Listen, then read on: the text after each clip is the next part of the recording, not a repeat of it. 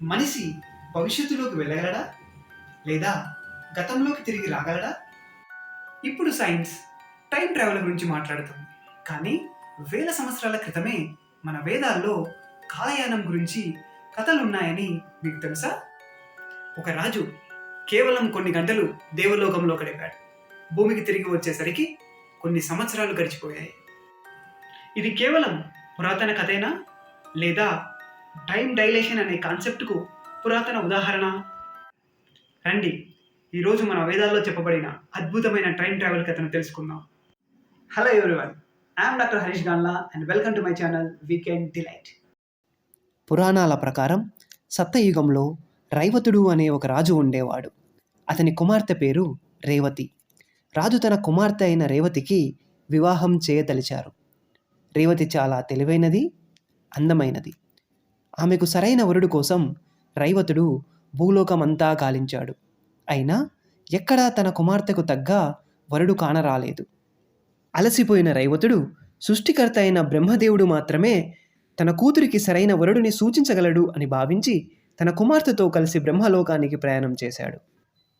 బ్రహ్మలోకానికి చేరేసరికి అక్కడ గంధర్వుల సంగీతం జరుగుతుంది. రైవతుడు ఆ సంగీతం పూర్తయ్యే వరకు వేచి చూశాడు. సంగీతం పూర్తయిన తరువాత రైవతుడు బ్రహ్మదేవునికి నమస్కరించి, నా కుమార్తెకు సరైన వరుడు ఎవరు అని అడిగాడు. అప్పుడు బ్రహ్మదేవుడు నవ్వుతూ చెప్పిన మాటలు విని రాజు ఆశ్చర్యపోయాడు. బ్రహ్మదేవుడు ఇలా అన్నాడు, రాజా, నువ్వు ఇక్కడ ఎదురు చూసింది కేవలం కొద్ది నిమిషాలు మాత్రమే. కానీ భూమిపై ఇప్పటికే కొన్ని యుగాలు గడిచిపోయాయి. నీ రాజ్యం, నీ ప్రజలు, నీకు తెలిసిన ప్రపంచం మొత్తం మారిపోయింది. ఇది విన్న రాజు పూర్తిగా ఆశ్చర్యపోయాడు. ఇప్పుడు ఇక్కడే విషయం ఆసక్తికరంగా మారుతుంది. ఆధునిక సైన్స్లో ఆల్బర్ట్ ఐన్స్టీన్ చెప్పిన థియరీ ఆఫ్ రిలేటివిటీ ప్రకారం ఒక వ్యక్తి కాంతి వేగంతో ప్రయాణిస్తే లేదా బలమైన గురుత్వాకర్షణ శక్తి ఉన్న ప్రదేశంలో ఉంటే అతనికి సమయం నెమ్మదిగా గడుస్తుంది. దీనినే టైం డైలేషన్ అంటారు. అంటే ఒక చోట కొన్ని గంటలు మాత్రమే గడిచినా మరో చోట సంవత్సరాలు గడిచిపోవచ్చు. ఈ కాన్సెప్ట్ను చాలామంది రైవతుడు రేవతి కథతో పోలుస్తారు. ఇప్పుడు ప్రశ్న ఏంటంటే, మన పూర్వీకులకు టైం ట్రావెల్ గురించి నిజంగానే తెలుసా లేదా ఇది కేవలం కట్టుకథేనా? ఏది ఏమైనా ఒకటి మాత్రం నిజం, వేల సంవత్సరాల క్రితమే మన పూర్వీకులకు కాలం వేరువేరు లోకాల్లో వేరువేరుగా గడుస్తుంది అన్న విషయం తెలియడం ఆశ్చర్యకరం.